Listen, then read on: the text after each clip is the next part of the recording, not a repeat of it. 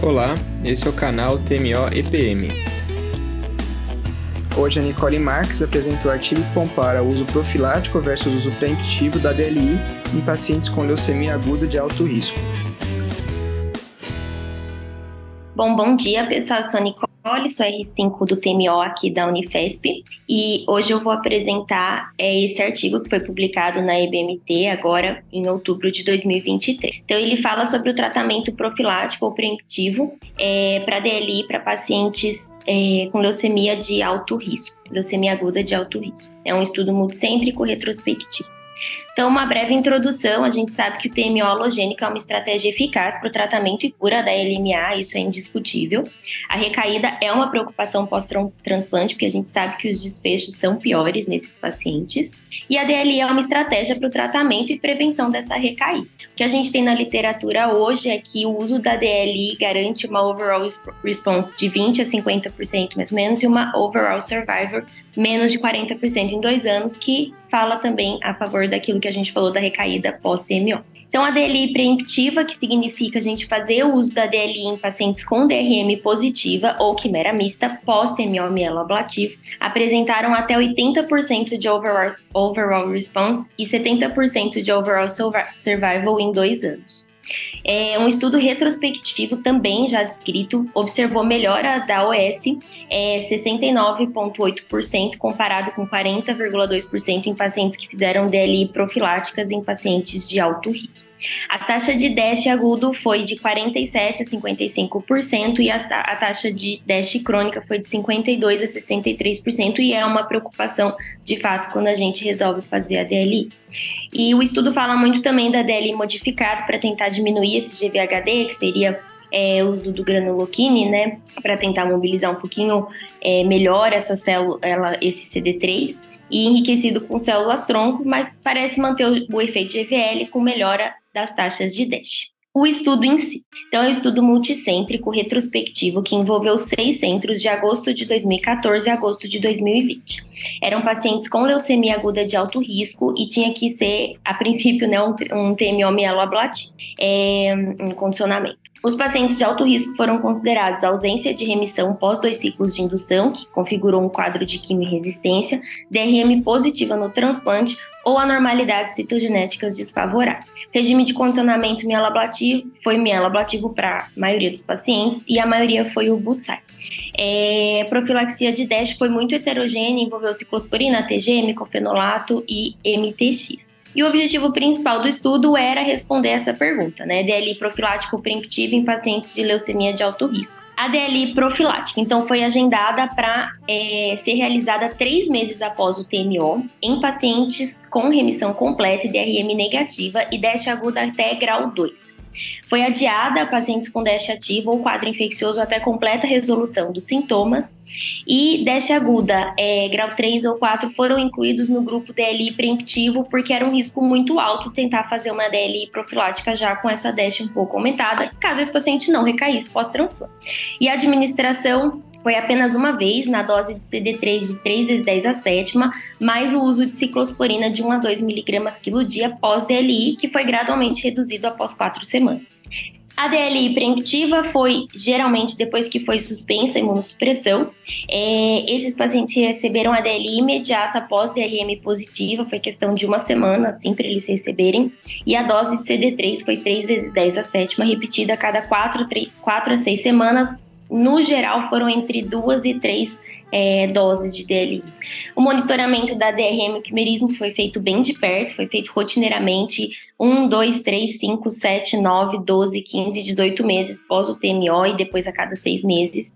E a citometria de fluxo e PCR foi o corte, né, o cutoff foi maior do que 0,01 para LLA e maior do que 0,1 para LMA. Então, aqui está o desenho do estudo, né? Ao todo foram 477 pacientes elegíveis para o estudo, mas no final acabou que só 280 foram divididos ali entre os grupos, né? Lembrar que não é um estudo randomizado. Então, aqui algumas características que eu achei que são importantes, né? Então, a gente vê que no DLI profilático a maioria foi do sexo feminino e no preemptivo foi do sexo masculino. O risco adverso, né? Tentaram ali metade, mais ou menos, dos pacientes tinham alto risco mesmo, mas não foi possível. A gente sabe que são doenças raras de alto risco, também essas mutações mais raras ainda, então acabou incluindo bastante paciente com risco favorável e intermediário também. E aqui a DRM pré-transplante também nos pacientes com na DLI profilática foram menos pacientes com DRM positiva no transplante, comparado com a DLI preemptiva, que foi um pouquinho mais de paciente com DRM positiva no transplante. Aqui também achei importante isso, né? A maioria dos pacientes, 75% mais ou menos dos pacientes, foram transplante haploidênticos, e a maioria dos regimes de condicionamento foi o Bussai modificado, que envolve cladribina, outras quimioterapias. E os resultados, né? Então, o que a gente teve? De DASH aguda no D+90, 9,2% nos pacientes com a DLI profilática, comparado com 18,6% nos pacientes com DLI preemptiva.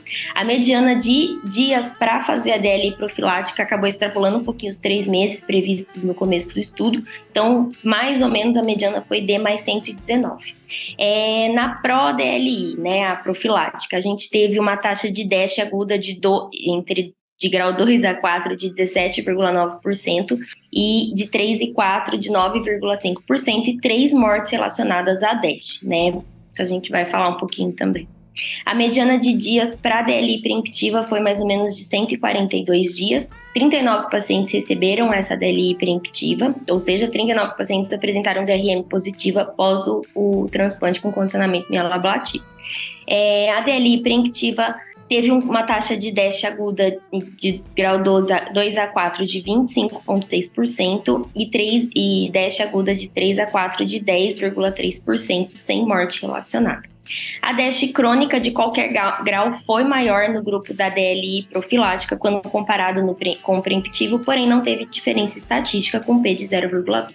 Então aqui está o gráfico, só para a gente entender um pouquinho esses dados que eu falei. Então ali na taxa cumulativa de DASH aguda, parece que a preemptiva teve um pouquinho ganho ali, mas quando a gente vê no crônico, a profilática teve um pouquinho mais de pacientes com DASH crônico. Com relação à recaída, 21 pacientes com recaída no grupo da DLI profilática. Lembrar também que nesse grupo foram menos pacientes com DRM positiva no transplante. 42 pacientes em franca recaída antes da terapia preemptiva ser administrados no grupo da DLI.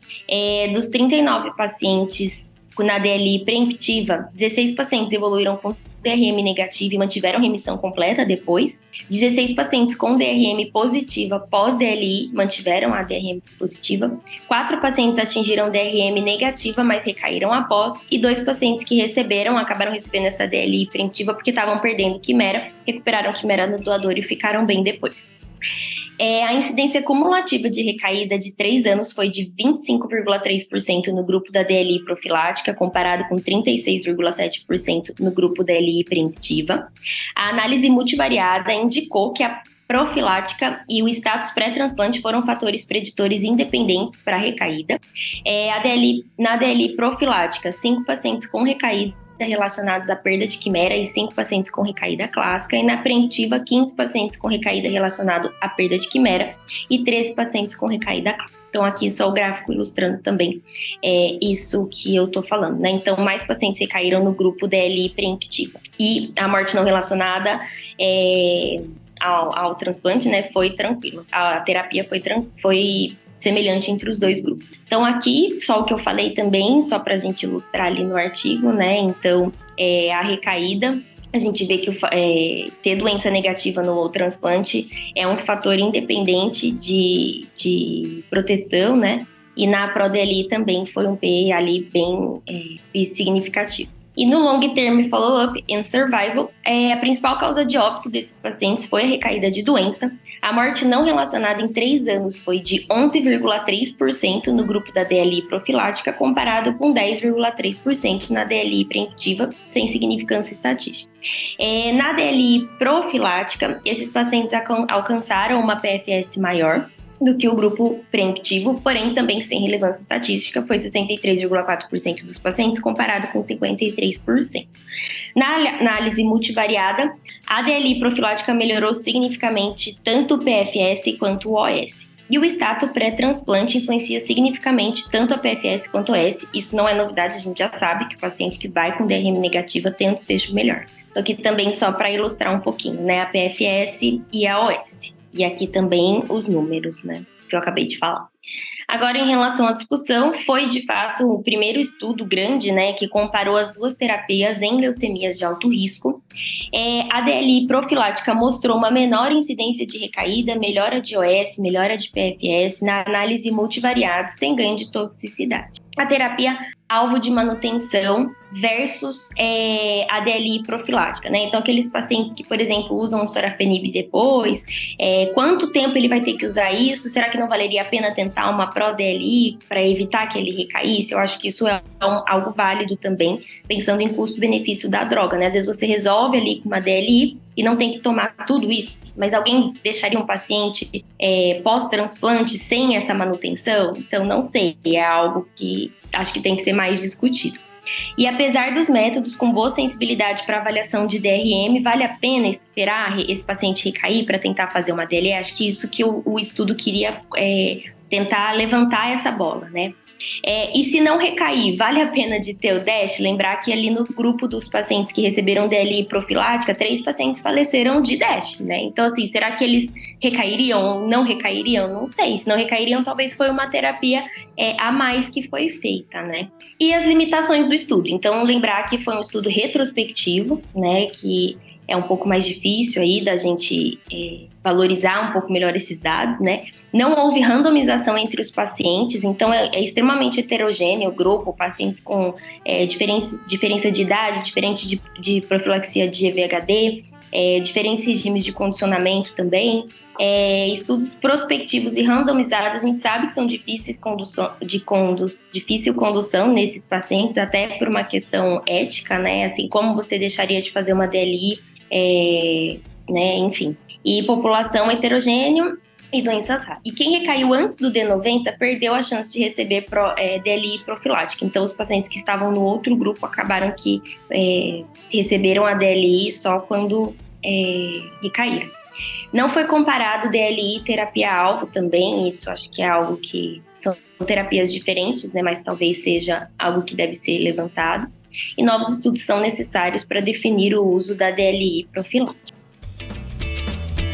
Discussão. Eu achei o estudo interessante, achei que o fato de ser um retrospectivo não vai mudar a nossa prática, pelo menos não a minha. Achei a ideia do estudo interessante da gente tentar ver se isso poderia ajudar no ponto de recaída ou de minimizar as chances de ter recaídas, mas acho que foi exatamente o que a Nicole falou. O fato de ter tido óbito no outro grupo é uma coisa que deixa a gente mais alerta e preocupado, mas obviamente não foi um estudo randomizado. Igual ela falou, teve pacientes de alto risco e teve pacientes que não foram alto risco. Acho que tudo isso enviesa o grupo. E a minha outra dúvida era o fato da profilaxia que eles fizeram também para GVHD, que também não é o que eu, pelo menos, estou acostumada a ver aqui.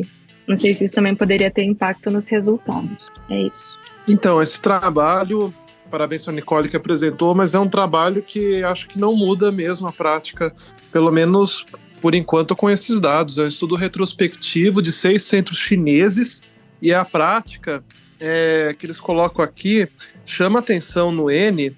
A maioria dos casos, paciente com transplante haploidêntico com condicionamento Bussai modificado, que não é a realidade que nós fazemos, umas profilaxias de GVHD diferente das que a gente faz, não tem como deixar de notar isso. O HCT-CI também chama muita atenção a quantidade de paciente com 0 de HCT-CI, que também não é uma coisa que a gente vê na prática também. Vários pacientes com muitas comorbidades, não sei como está sendo a avaliação, isso daí também.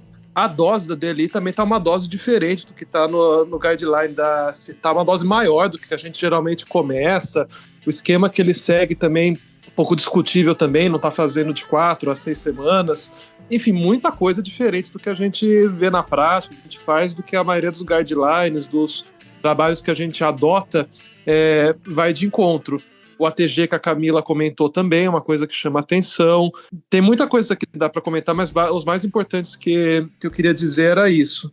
Eu acho que foi um estudo assim, que a ideia foi interessante. Ele pegou uma população realmente de muito alto risco, né? Porque eram pacientes que ou eram alto risco só genético, ou eram segunda ou mais, né? Remissão completa, ou doença ativa. Então, realmente é uma população que tende a ter uma recaída maior, né? Após o transplante. É uma população que pode se beneficiar de DLI, segundo outros estudos aí da literatura que a gente tem. Mas, como já falaram aí, além de ser retrospectivo e todos esses problemas aí que o Matheus citou agora, eu acho que o fato de ter mais DRM positiva pré-transplante no grupo que fez DLI preemptiva também era quase o dobro assim, de pacientes com DRM antes de transplante positiva. A gente sabe que é uma população de maior risco para recaída, então isso aí acho que fala muito contra esse estudo. E outra coisa, essas recaídas precoces aí para mim, 42 recaídas precoces antes de poder fazer a DLI. Eu acho que isso também uma coisa, se a gente está estudando uma terapia que é justamente para evitar recaída, e você tem 42 pacientes que recaem antes de fazer qualquer coisa, né? Então, eu acho que talvez começar a DLI antes seria uma estratégia melhor, né? Porque 90 dias, 15% aí de todo o grupo já recaiu. E eu acho que essa recaída precoce que levou a esse ganho de PFS e OS no grupo da DLI profilática, mas isso não reflete o que acontece na prática, né? Então, eu acho que essa recaída aí precoce atrapalhou muito o estudo e não sei se esses pacientes aí deveriam ser excluídos, talvez. Outra coisa interessante é que a GHD aguda em 90 dias, no grupo da DLI preemptiva, era muito maior, era 18 versus 9%. Então, talvez esses pacientes aí no grupo da DLI preemptiva, por isso que eles atrasaram tanto para começar a DLI, né? O que pode ter também influenciado na taxa de recaída. Então, acho que, como falaram aí, é um estudo que tem muitos problemas aí e não muda a nossa prática. Tem até uma pergunta para você, cara. Por que você acha que teve tanta recaída precoce? Eu acho que teve bastante recaída. Eu acho que pela população do estudo mesmo, né?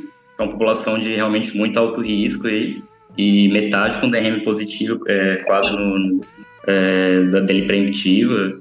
Eu acho que pela própria população, assim, não sei, assim, outros fatores que... Era tão alto risco, assim, essa população, no final das contas, que eles falaram que queria pegar super alto risco, mas quando você olha lá na tabela, na tabela de população lá, Nicole, as características, não parece tão alto risco assim, né? Você pega... A resposta é eu não sei. Mas Como que a gente vê risco de recaída? Como que a gente vê risco de recaída que a gente tem bem estabelecido na literatura para comparar? Né? A gente tem um score para isso. Exatamente. Então essa foi uma falha do artigo aí, que não ter feito o DRI, né? Que é o Disease Index Risk, que é você avaliar o paciente não só colocando as características clínicas, colocar nesse score que vai avaliar se ele é alto risco de recaída, risco moderado, baixo risco. Isso já foi mas eu não estava falando de risco osteogenético, né? Que além do risco osteogenético, quem tem refratários ou do positivo, né? No geral, além do risco osteogenético, é uma população de maior risco para recaída mesmo, por isso, sabe? Não, concordo, mas tem um outro problema, também acho que nesse estudo que ninguém citou até agora. Problema, ao meu ver, mais sério de todos aí, né? Qual foi o principal transplante que fizeram aí? Aí no de baixo aí. No slide de baixo aí. Aplo, né? Eu falei. Mas o que fizeram para flexia de VHD? Então, ele não define muito bem, né? Define sim. O Matheus citou. Fizeram ATG, Pedro. ATG. Não, pois é, mas fizeram outra coisa, que ninguém falou até agora. O Matheus citou a ATG, mas a ATG não é profilexia de Aplo, né? Eles fizeram ciclosporina, MTX e mitofenolato. E no Aplo fizeram ATG também. Mas tem mais outra coisa que ninguém citou até agora. Fizeram. Até a lempeção de célula T, que o Pedro quer que faz. Né? Exatamente. Você olha lá, um problemaço que a gente não faz aqui, para mim. Um problemaço pro nosso jeito que a gente faz transplante. Mais uma vez... Mas o que eu entendi até vocês me corrijam, eu entendi que foi sem depressão. Não, eles fizeram seleção de célula-tronco. Não fizeram depressão de célula T ex vivo. Eles fizeram seleção de célula-tronco. Harvest, pode ver aí que harvest bone marrow were harvested and infused without ex vivo T-cell depletion. Então eles não fizeram depressão de ex vivo, mas selecionaram célula-tronco. Então eles fizeram seleção de célula-tronco na hora da coleta ali. eu não entendi isso, mas tudo bem. Porque isso impacta bastante. Como que você faz transplante haploidêntico sem saipós? Eles selecionaram célula-tronco e fizeram a TG depois, né? O mesmo protocolo da semana passada lá, né? Eles fazem só célula-tronco com profilaxia TG e um antimetabólico e inibidor de calcineurina. Isso tem impacto, né? A gente tem um estudo prospectivo que comparou fazer... nesse estudo aí era só célula-tronco, né? Seleção de célula-tronco versus o Progress, né? Versus saipós versus imunossupressão tradicional. E quem fez a seleção de CD34 teve bem mais recaída, inclusive com perda de sobrevida global quando você comparava as estratégias tradicionais, que era saipós e imunossupressão dupla. E para mim isso foi um problema grave desse estudo aí, né? Então a gente está avaliando da ADLI em paciente que selecionou célula-tronco previamente, que é algo que a gente não faz. Outra coisa que eu achei diferente também, e também é bom pontuar, é que para fazer a DLI, eles fizeram uma mobilização modificada, pelo que eles falam. Aqui, pela legislação, o doador que vai fazer coleta de linfócitos, ele não pode usar imunossupressor, né, que é o corticoide, e não pode usar GSSF para mobilização. Nesse trabalho, eles citam que fizeram GSSF e também fizeram corticoide para poder fazer a coleta de linfócitos. E também um ponto a favor para poder aumentar o risco de GVHD, né, agudo principalmente. É bom citar esse ponto também. Eu acho que quando, por exemplo, fazem a coleta de DLI com essa modificação de mobilização para a coleta de DLI, eles aumentam o risco de GVHD também agudo, no contexto de DLI. Um ponto a citar também para poder ver se foi isso também que aumentou o risco de GVHD ou não. Acho que muito já foi falado, acho que é fácil atacar o artigo, tá difícil de defender, né? Mas acho que é bom para a gente falar tanto de problemas metodológicos de geral de artigo, né? Independência de transplante, né? Disso retrospectivo, acho que vocês já estão bem craques nisso, né? Vocês já pegam bastante divergência na tabela 1, quanto conhecimento técnico específico para o transplante, no caso que é o artigo, né? Como divergência de condicionamento, divergência de profilaxia de GVHD. Eu até, em relação a esses trabalhos chineses, eu sempre tenho dúvida, né? Eu até voltei agora no trabalho que ele cita como o antecessor, né, da referência. Eles falam que eles coletam mesmo com a COLB e, né, estimulada, né, mobilizada com G, e aí não fala da depressão, da seleção mesmo. Então eu tenho bastante dúvida nesses protocolos aí, porque não é o GAC clássico, né? Eles acabam, enfim, né, não dá para saber, assim. Eu tenho né, dificuldade nesses trabalhos. Então, já foi falado, divergência de condicionamento, profilaxia divergente, a gente não tem a questão da retirada da imunossupressão, que não é padrão, a gente sempre fala isso. A DRM, ele mesmo coloca como um ponto que isso é muito importante. Eu já falei da DRI, que me incomoda, né? A gente tem que tentar padronizar para ver o risco de recaída desse paciente. Se a gente está fazendo uma estratégia profilática e preemptiva para recaída, a gente tem que ter uma padronização, né? Então, isso falta. É óbvio que é um trabalho retrospectivo mais antigo, então a gente não vai ter um painel NGS, né? Mas eu acho que a gente já está numa outra era, né? Então, quanto desses pacientes mudariam a classificação pelo painel NGS, por uma DRM mais sensível por PCR, né? Me incomodou bastante, né? A dose de DLI também é bem... A APLA, a gente começar com... Primeiro que 3, né? Não é tão habitual. Geralmente a gente, né, faz um log, um meio log, 1 ou 5, né? Já começar com 3 vezes 10 a sétima, né? Nesse perfil de paciente, parece até, né, às vezes é um pouco mais arriscado, tal, né? Por isso, dessa mortalidade relacionada à DASH, né, de uma terapia que você faz pré-emptiva, como a Nicole incomodou, ela também me incomodou. Acho que tem outros, vocês vão pegar vários trabalhos de literaturas, né? Tem um grego que a gente cita, né? O grupo alemão também tem bastante, e o indiano, né, que eu sempre citando do trabalho indiano da BMT também, que eles fazem com APLA também, aí com uma estratégia mais parecida com a nossa, uma dose mais baixa, né? Eles, se não me engano, acho que é 1 vezes 10 a sexta, mas é vezes 10 a sexta, e aí, né, com doses escalonadas, aí faz mais sentido. Eles faziam uma dose só, né? É assim, eu resumo, acho que vai de encontro vai junto com o que o Caio falou, na verdade, né? É uma estratégia interessantíssima para esses pacientes de alto risco. Não tenho dúvida que esses pacientes de alto risco, apesar do transplante, seja mieloablativo ou não, tem uma grande chance de recair, né? Você minimiza com mieloablativo, talvez, nesses casos, né, com DRM pré-positivo, mas tem uma grande chance de recair.